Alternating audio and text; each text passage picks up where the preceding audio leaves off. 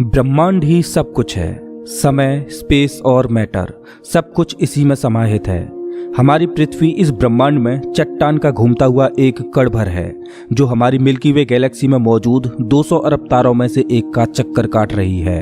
ये विशाल संरचना 90 अरब प्रकाश वर्ष की दूरी में फैले आकाश गंगाओं के सागर में सिर्फ एक बूंद के समान है। ये हमारा घर है, हमारी पृथ्वी, सुख सुविधाओं से भरपूर एक आरामदायक ग्रह।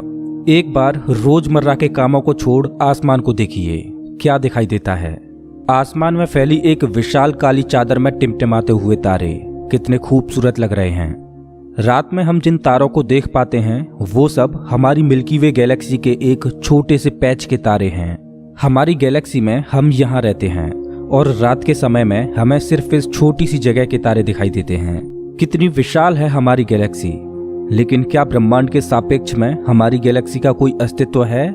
नमस्कार दोस्तों, मैं हूं श्याम तोमर। स्वागत करता हूं आपका इस एपिसोड में, जिसमें हम ब्रह्मांड के आखिरी छोर तक का सफर करेंगे। तो अपनी सीट बेल्ट बांध लीजिए, क्योंकि हमारा ये सफर बहुत ही रोमांचक और खतरों से भरा होने वाला है।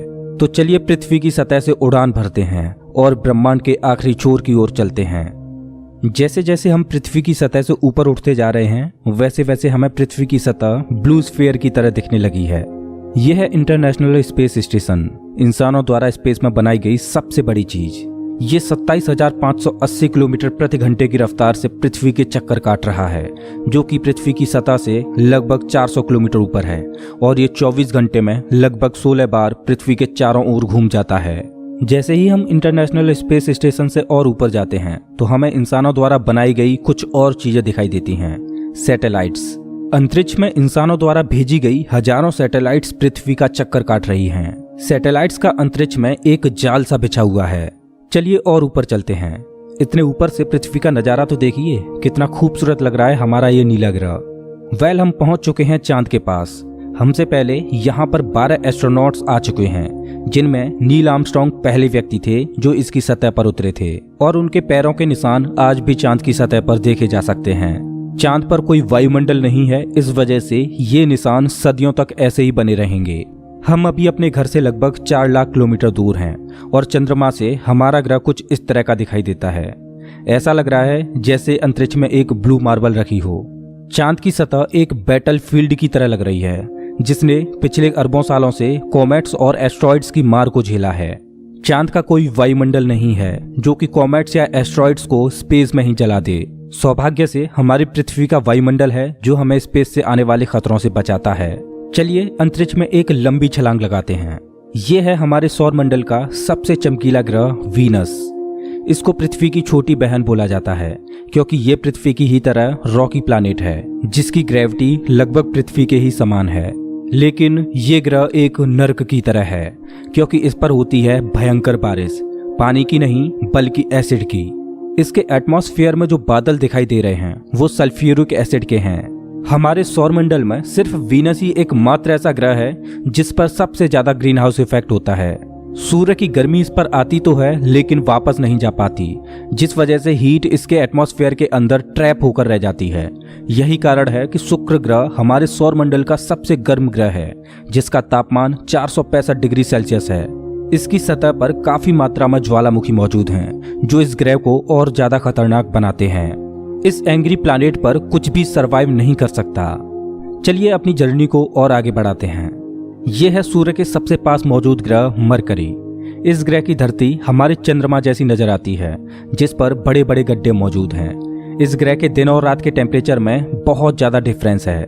रात के समय में इसका तापमान -170 डिग्री सेल्सियस पहुंच जाता है, तो दिन के समय में 400 डिग्री सेल्सियस को भी पार कर जाता है। चलिए आगे बढ़ते हैं। यह है हमारा भगवान।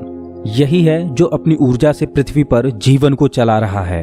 अगर ये ना होता तो हम ना होते।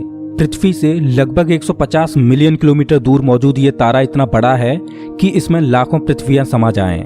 सूर्य इतना भारी है कि इसकी ग्रेविटी पूरे सोलर सिस्टम को कंट्रोल कर रही है। इससे निकलने वाली लपटें इतनी बड़ी होती हैं कि सूर्य की सतह से हजारों किलोमीटर ऊपर तक चली जाती हैं। चलिए अपनी यात्रा को आगे बढ़ाते हैं। यह है पृथ्वी का सबसे नजदीकी ग्रह मंगल। इसकी धरती लाल है, इस वजह से इसे लाल ग्रह भी बोला जाता है। वैज्ञानिक मंगल ग्रह के बारे में जानने के लिए बड़े ही उत्सुक हैं, क्योंकि वैज्ञानिक कहीं ना कहीं ये अनुमान लगाते हैं कि मंगल ग्रह हमारा पास्ट है। वैज्ञानिक मानते हैं कि अतीत में मंगल की धरती पर जीवन फला फूला होगा। मंगल की धरती पर भी सागर मौजूद थे, नदियां मौजूद थीं, इसका खुद का एक एटमॉस्फेयर था। लेकिन आज ये ग्रह वीरान और बंजर पड़ा है। आज वैज्ञानिक इस ग्रह पर सूक्ष्म रूप में ही सही बैक्टीरिया के रूप में जीवन खोजने में जुटे हैं और वैज्ञानिक इस ग्रह पर भविष्य में बस्तियां बसाने की सोच रहे हैं। अगर हम मंगल पर आए हैं तो हम इसे कैसे मिस कर सकते हैं। यह है ओलंपस मॉन्स, एक प्राचीन ज्वालामुखी। मंगल की धरती पर ज्वालामुखी से बना ये पहाड़ पृथ्वी की सबसे ऊंची चोटी माउंट एवरेस्ट से भी लगभग 3 गुना ऊंचा है और ये हमारे सोलर सिस्टम की सबसे ऊंची चोटी है। अगर मंगल की धरती से हम अपने ग्रह पृथ्वी को देखें तो ये कुछ इस तरह की दिखाई देती है। अब आगे की यात्रा थोड़ी सी डरावनी होने वाली है, क्योंकि अब हम एस्ट्रॉयड बेल्ट में प्रवेश कर रहे हैं, जो कि मंगल और बृहस्पति ग्रह के बीच मौजूद है। इसमें मौजूद हैं बड़ी बड़ी और विशालकाय चट्टानें, जो कि सूर्य के चारों ओर घूम रही हैं। इस एस्ट्रॉयड बेल्ट में इतनी बड़ी बड़ी चट्टानें मौजूद हैं कि अगर ये सब आपस में मर्ज हो जाएं, तो इनसे एक बड़े ग्रह का निर्माण हो सकता है। इस बेल्ट में इतने बड़े बड़े एस्ट्रॉयड्स मौजूद हैं कि इन पर एक बड़ा शहर बसाया जा सके। जैसा कि हम जानते हैं कि 4.5 बिलियन साल पहले हमारे सौर मंडल में ग्रह बने, लेकिन एस्ट्रॉयड बेल्ट में मौजूद ये मलबा जैसा का तैसा रह गया। एस्ट्रॉयड बेल्ट में मौजूद मलबा एक प्लैनेट बन सकता था, लेकिन एक बड़ी शक्ति ने इस मलबे को प्लैनेट नहीं बनने दिया, और वो शक्ति थी जुपिटर। जुपिटर की हाई ग्रेविटी ने एस्ट्रॉयड बेल्ट के एस्ट्रॉयड्स को प्लैनेट नहीं बनने दिया। जुपिटर हमारे सोलर सिस्टम का सबसे बड़ा प्लैनेट है और इसके ढेर सारे चंद्रमा हैं। ये इतना बड़ा है कि हमारे सोलर सिस्टम के अन्य सभी प्लैनेट्स को मिलाकर भी इतना बड़ा ग्रह नहीं बनाया जा सकता। ये है जुपिटर का ग्रेट रेड स्पॉट। ये लाल धब्बा जुपिटर की सतह पर सदियों से चला आ रहा है। ये एक विशाल तूफान है। ये रेड स्पॉट इतना बड़ा है कि इसमें 3 पृथ्वियां आ जाएं। जुपिटर एक गैसीय प्लैनेट है, इस वजह से इसकी सतह पृथ्वी की तरह ठोस नहीं है। अगर आप जुपिटर की सतह पर उतरे तो आप इसकी सतह पर खड़े नहीं हो सकते, बल्कि सीधे इसके अंदर चले जाओगे। जुपिटर जितना वायलेंट और विनाशकारी है, वहीं इसके चंद्रमा जीवन के पनपने के लिए आइडियल साबित होते हैं।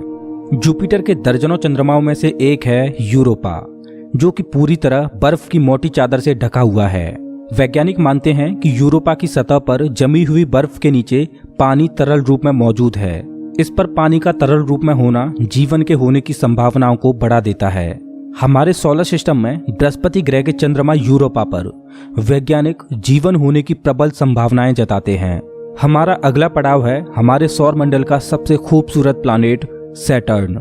शनि ग्रह के छल्ले इसकी सुंदरता में 4 चांद लगाते हैं, जो कि इसकी सतह से लाखों किलोमीटर ऊपर तक फैले हैं। शनि ग्रह को अपने सोलर सिस्टम का ताज माना जाता है। ये है शनि ग्रह का एक चंद्रमा टाइटन। इसका खुद का एक एटमॉस्फेयर है, इस पर हवा है, बारिश होती है, यहाँ तक कि इस पर ऋतुएं भी बदलती हैं। इस पर नदियाँ और सागर मौजूद हैं। ये चंद्रमा देखने में लगभग पृथ्वी की ही तरह है, लेकिन इस पर जो नदियाँ और सागर हैं वो पानी के नहीं बल्कि लिक्विड नेचुरल गैस के हैं। अगर हम किसी भी तरह इस नेचुरल गैस को पृथ्वी पर ला पाएं तो ये इतनी ज्यादा है कि हजारों सालों तक ये हमारे शहरों को रोशन कर सकती है। वैज्ञानिक अनुमान लगाते हैं कि अरबों साल बाद जब सूर्य गर्माने लगेगा और एक रेड जाइंट बन जाएगा, तब टाइटन हैबिटेबल जोन में होगा। उस समय टाइटन पर पृथ्वी जैसी परिस्थितियां मौजूद होंगी। इस वजह से वैज्ञानिक टाइटन को भविष्य की पृथ्वी मानते हैं। अभी हम अपने घर से इतने दूर आ चुके हैं कि यहाँ से हमारी पृथ्वी एक डॉट की तरह दिखाई देती है। अब जैसे जैसे हम अंतरिक्ष की गहराई में और आगे बढ़ते जाएंगे, वैसे वैसे पृथ्वी हमारी आंखों से ओझल होती जाएगी। हमारा अगला पड़ाव है यूरेनस। प्राचीन समय में यूरेनस और नेपच्यून के बारे में कोई भी जानकारी नहीं थी, जब तक कि टेलीस्कोप का आविष्कार नहीं हुआ।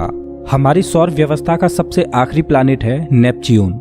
हमारा सोलर सिस्टम बहुत बहुत बड़ा है, लेकिन नेपच्यून के बाद भी हमारा सोलर सिस्टम खत्म नहीं हो जाता। अपने सोलर सिस्टम की गहराई में हम आगे बढ़ते हैं तो हम पहुंच जाते हैं कुइपर बेल्ट में, जो पिछली एस्ट्रॉयड बेल्ट से 20 गुना चौड़ी और 200 गुना ज्यादा फैली है। ग्रहों की लिस्ट से बेदखल किया जाने वाला प्लूटो भी इसी कुइपर बेल्ट का सदस्य है। कुइपर बेल्ट में एस्ट्रॉयड बेल्ट से भी ज्यादा बड़े बड़े ऑब्जेक्ट्स मौजूद हैं, जिनकी खुद की ग्रेविटी की वजह से इनके चंद्रमा भी हैं। चलिए कुइपर बेल्ट को पार करके आगे चलते हैं। हमारी पृथ्वी से 13 बिलियन किलोमीटर दूर ये है सूर्य से सबसे दूर मौजूद ऑब्जेक्ट सेडना। ये एक बौना ग्रह है जो एक ऐसा स्पेस ऑब्जेक्ट है जो सबसे दूर सूर्य की परिक्रमा कर रहा है। इसकी खोज 2003 में हुई थी। ये सूर्य की एक परिक्रमा 10,000 सालों में पूरी कर पाता है। चलिए अब अपने सोलर सिस्टम से बाहर का रुख करते हैं। अभी हम इंटरस्टेलर स्पेस में प्रवेश कर चुके हैं। देखिए अंतरिक्ष की गहराई में ये क्या ट्रेवल कर रहा है। ओह, ये तो वॉयेजर 1 स्पेसक्राफ्ट है। यही तो इकलौता स्पेसक्राफ्ट है जो कि इंसानों द्वारा बनाई गई सबसे दूर मौजूद चीज है।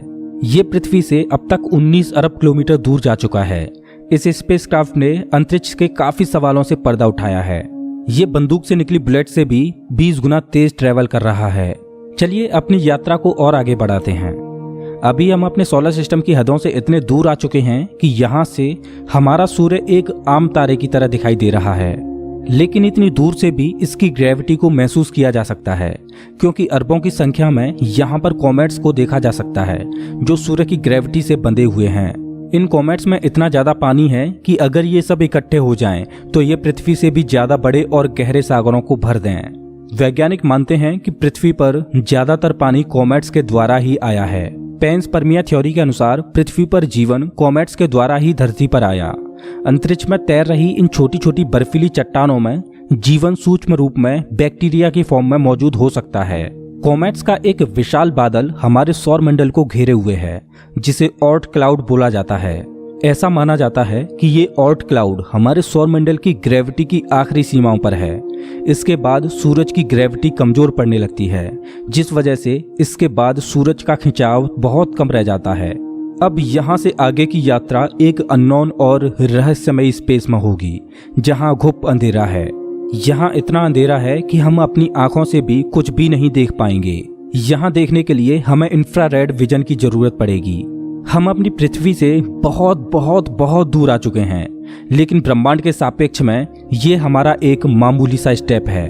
यहाँ से हमें चारों ओर अरबों तारे दिखाई दे रहे हैं, लेकिन अभी हम सबसे नजदीकी तारामंडल की ओर बढ़ रहे हैं। ये है हमारा पड़ोसी सोलर सिस्टम। ये हमसे इतना दूर है कि हमारे सूर्य के प्रकाश को इस तारामंडल तक पहुंचने में 4.3 सालों का वक्त लगता है। इस तारामंडल का नाम है अल्फा सेंटोरी। इस तारामंडल में 3 तारों का समूह है, जिनमें अल्फा सेंटोरी ए और अल्फा सेंटोरी बी तारे आपस में बाइनरी स्टार सिस्टम के तहत जुड़े हुए हैं। इस तारामंडल में प्रॉक्सिमा सेंटोरी बी नामक ग्रह मौजूद है, जो पृथ्वी की ही तरह हैबिटेबल जोन में है और इस ग्रह पर एलियन लाइफ मौजूद हो सकती है। चलिए अपनी यात्रा को आगे बढ़ाते हैं। पृथ्वी से हम 10 प्रकाश वर्ष दूर आ चुके हैं और हमारे सामने ये एक बेबी स्टार है, जिसने अभी अपना जीवन शुरू ही किया है और इस तारामंडल में अभी ग्रहों का जन्म होना बाकी है। हो सकता है कि इस तारामंडल में किसी ऐसे ग्रह का जन्म हो जाए जो हमारी पृथ्वी की ही तरह जीवन को धारण करने योग्य हो, लेकिन अभी इसमें अरबों सालों का वक्त लगेगा। अपनी यात्रा को आगे बढ़ाते हैं। अभी हम पृथ्वी से 20 प्रकाश वर्ष दूर आ चुके हैं और अभी हम ऐसे तारामंडल से होकर गुजर रहे हैं जिसका जन्म हमारे सोलर सिस्टम के साथ ही हुआ था। इस तारे का नाम है ग्लीस 581 और इसकी सबसे बड़ी खास बात यह है कि इस तारे का चक्कर लगा रहा है एक ऐसा ग्रह जो हमारी पृथ्वी से बिल्कुल मेल खाता है और इस ग्रह पर एलियन सिविलाइजेशन होने की प्रबल संभावना है। वैसे तो हमारी मिल्की वे गैलेक्सी में अरबों तारे हैं, जिनकी यात्रा करना तो दूर, उनको पूरे जीवन काल में गिनना भी संभव नहीं है। तो चलिए अपनी यात्रा को आगे बढ़ाते हुए मिल्की वे गैलेक्सी से बाहर निकलते हैं। ये है हमारी मिल्की वे गैलेक्सी, जो अरबों तारों का घर है, जिनमें से हमारा सूर्य भी एक है। ये गैलेक्सी इतनी विशाल है कि अगर इसके एक छोर से प्रकाश ट्रेवल करे तो लाइट को भी इसके एक छोर से दूसरे छोर तक पहुंचने में 1,05,700 सालों का समय लगेगा। लेकिन ब्रह्मांड में मौजूद बड़ी बड़ी विशालकाय गैलेक्सियों के सामने हमारी गैलेक्सी कुछ भी नहीं। यूनिवर्स में मिल्की वे से भी कई गुना बड़ी गैलेक्सियां मौजूद हैं। तो चलिए अपने सोलर सिस्टम और अपनी गैलेक्सी को पीछे छोड़ते हुए इंटर गैलेक्टिक स्पेस में प्रवेश करते हैं। इंटर गैलेक्टिक स्पेस में प्रवेश करके हमें दूर दूर तक अरबों गैलेक्सियां दिखाई दे रही हैं, लेकिन ये सभी गैलेक्सियां झुंड में हैं और ये है हमारी गैलेक्सियों का झुंड, जिसमें हमारी गैलेक्सी मिल्की वे और अन्य पड़ोसी गैलेक्सियां मौजूद हैं। गैलेक्सियों के इस छोटे से झुंड को लोकल ग्रुप बोला जाता है। गैलेक्सियों का ये लोकल ग्रुप 10 मिलियन प्रकाश वर्ष में फैला हुआ है। जैसे जैसे हम अपनी यात्रा को आगे बढ़ाते जा रहे हैं वैसे वैसे हमें अन्य गैलेक्सियों के झुंड दिखाई देते जा रहे हैं और उनमें भी हमारे लोकल ग्रुप की तरह गैलेक्सियां मौजूद हैं। गैलेक्सियों के कई लोकल ग्रुप्स को मिलाकर एक सुपर क्लस्टर बनता है। अभी हमारे सामने जो मौजूद है वो है वर्गो सुपर क्लस्टर। इसी वर्गो सुपर क्लस्टर में हमारी गैलेक्सियों का लोकल ग्रुप भी शामिल है और हमारी गैलेक्सियों का लोकल ग्रुप इस छोटे से पैच में है। अभी हम अपने घर से इतने दूर आ चुके हैं कि यहाँ से हम अपने सूर्य को तो छोड़ो, यहाँ तक कि अपनी गैलेक्सी को भी छोड़ो, हमारी गैलेक्सियों का लोकल ग्रुप ही एक छोटे से पैच के समान दिखाई दे रहा है। कितना विशाल है ना वर्गो सुपर क्लस्टर। इस वर्गो सुपर क्लस्टर में 100 से ज्यादा गैलेक्सियों के लोकल ग्रुप शामिल हैं और ये 110 मिलियन प्रकाश वर्ष में फैला हुआ है। चलिए अपनी यात्रा को और आगे बढ़ाते हैं। अरे ये क्या, जैसे जैसे हम आगे बढ़ते जा रहे हैं वैसे वैसे हमें वर्गो सुपर क्लस्टर जैसे अनगिनत सुपर क्लस्टर्स दिखाई दे रहे हैं। इस सुपर क्लस्टर्स के समूह को नाम दिया गया है लेनिया सुपर क्लस्टर और हमारा वर्गो सुपर क्लस्टर यहाँ पर है एक छोटे से पैच के समान, जिसमें हमारी गैलेक्सियों का लोकल ग्रुप एक डॉट की तरह भी दिखाई नहीं दे रहा। ये लेनिया सुपर क्लस्टर 520 मिलियन प्रकाश वर्ष में फैला हुआ है, जिसमें लाखों वर्गो सुपर क्लस्टर्स जैसे सुपर क्लस्टर्स मौजूद हैं। चलिए अपनी यात्रा को और आगे बढ़ाते हैं। जैसे जैसे हम आगे बढ़ते जा रहे हैं वैसे वैसे लेनिया सुपर क्लस्टर भी छोटा होता जा रहा है और इतनी दूर से देखने पर लेनिया सुपर क्लस्टर भी एक छोटे से पैच की तरह दिखाई दे रहा है। ओह माय गॉड, मेरा तो दिमाग ही घूम गया। खैर अपनी यात्रा को और आगे बढ़ाते हैं। यह है हमारा ऑब्जर्वेबल यूनिवर्स, जिसमें हमारा लेनिया सुपर क्लस्टर एक छोटे से डॉट की तरह मौजूद है। लेकिन क्या यहीं हमारी यात्रा खत्म हो जाती है? क्या इतना ही बड़ा है ब्रह्मांड? वेल, जैसा कि मैंने अभी बोला, ये है ऑब्जर्वेबल यूनिवर्स यानी ज्ञात ब्रह्मांड। ब्रह्मांड के बारे में हम जो भी जानते हैं वो केवल यहीं तक जानते हैं। हो सकता है कि ब्रह्मांड का विस्तार आगे भी हो जो अनंत तक चलता जा रहा हो, लेकिन वहां से हम तक कोई प्रकाश ही नहीं पहुंच पा रहा हो जिससे हमें ऑब्जर्वेबल यूनिवर्स के बाहर का भी पता चल सके। वैज्ञानिक ये भी अनुमान लगाते हैं कि हो सकता है कि हमारे यूनिवर्स जैसे असंख्य यूनिवर्स और मौजूद हो सकते हैं जिनमें हमारा ये ब्रह्मांड एक विशाल सागर में एक छोटी सी बूंद के समान हो। खैर, मल्टीवर्स यानी एक से ज्यादा ब्रह्मांडों का अस्तित्व है कि नहीं ये कोई नहीं जानता और ना ही हमारे पास मल्टीवर्स यानी महाब्रह्मांड के कोई सबूत हैं। लेकिन ये तो तय है कि ऑब्जर्वेबल यूनिवर्स ही ब्रह्मांड का अंत नहीं हो सकता। इसके बाहर भी कुछ न कुछ मौजूद है जिसका हमें कोई भी ज्ञान नहीं। लेकिन वो क्या हो सकता है? हो सकता है कि हमारा ऑब्जर्वेबल यूनिवर्स भी महाब्रह्मांड में एक छोटे से पैच के समान हो। वेल दोस्तों, आपकी ब्रह्मांड के आखिरी छोर तक की यात्रा कैसी रही प्लीज कमेंट बॉक्स में जरूर बताएं। अगर आपको ये वीडियो पसंद आया हो तो इसे लाइक करें और ऐसे ही मजेदार वीडियोज के लिए चैनल को सब्सक्राइब करें, साथ ही बेल आइकॉन दबाएं।